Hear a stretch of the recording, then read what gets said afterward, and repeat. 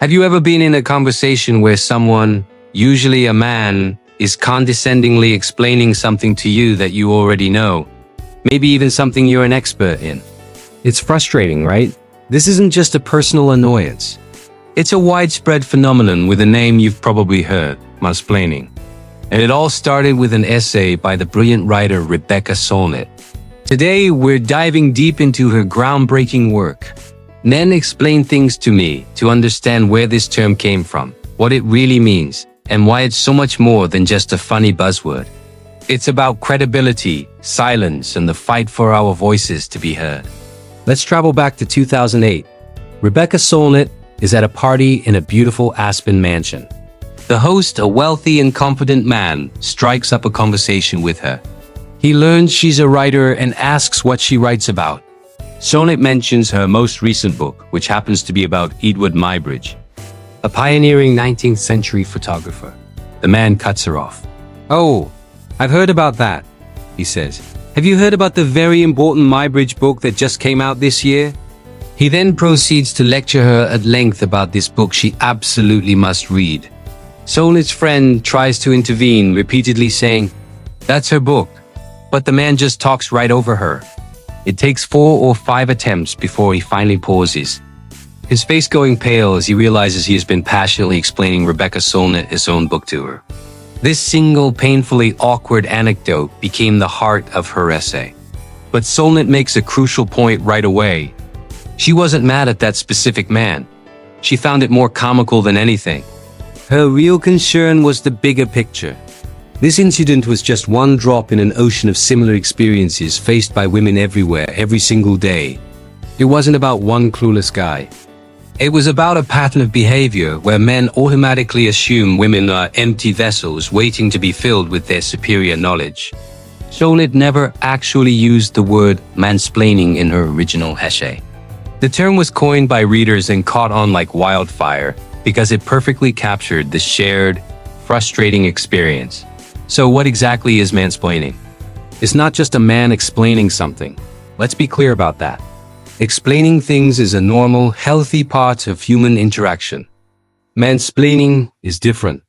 It happens when someone, typically a man talking to a woman, explains something in a condescending or patronizing way, with the mistaken assumption that he knows more about the topic than she does. The key ingredients are condescension and assumption. It's the "I know better than you" attitude, even when all evidence points to the contrary. It's the doctor explaining a woman's own symptoms to her, the colleague re-explaining her idea back to her in a meeting, or the stranger on the internet telling a female astrophysicist how gravity works. It's a toxic blend of overconfidence on his part and a complete dismissal of her expertise. But here's where Solnit's analysis gets really powerful. She connects this seemingly minor social annoyance to much bigger, more dangerous issues. This isn't just about being annoyed at a party. It's about who gets to speak and who is expected to listen. It's about credibility. When men constantly explain things to women, it reinforces a harmful stereotype that men are the authorities, the experts, the voices of reason, while women are passive, ignorant, and in need of guidance. This constant undermining of a woman's knowledge and expertise is what Solnit calls a credibility deficit. Society is conditioned to grant men more credibility by default, while women constantly have to prove their competence.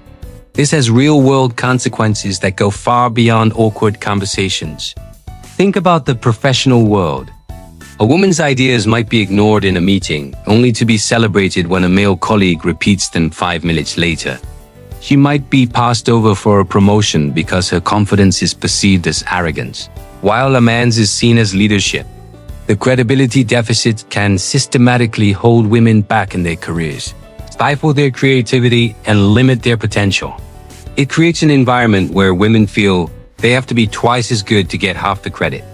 And the implications get even darker. Solnit draws a direct line from these everyday dismissals to the silencing of women in situations of extreme importance. If a woman isn't believed when she talks about her own book, her area of expertise, or her idea at work, what happens when she tries to talk about something more serious? What happens when she tries to report harassment, abuse, or assault? The same mechanism is at play. The you do know what you re-talking about attitude morphs into you re-overreacting, you're misremembering, or you're lying. This is the core of Solnit's argument. The battle over who gets to speak and who gets believed is a fundamental aspect of the fight for equality. When a woman's testimony is dismissed, whether it's in a courtroom, a police station, or her own home, it's a form of violence. It erases her reality and protects the perpetrators. Solnit argues that this silencing is what allows violence against women to continue. By refusing to listen, society becomes complicit. The act of explaining a woman's own life to her is the non-violent, socially acceptable end of a spectrum that ends in silencing her voice entirely.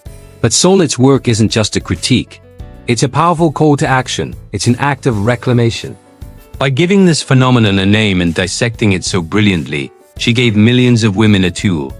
The word mansplaining allowed women to identify, call out, and push back against this subtle form of sexism.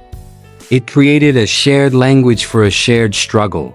It tells us that we are not alone, we are not crazy, and we have a right to be heard.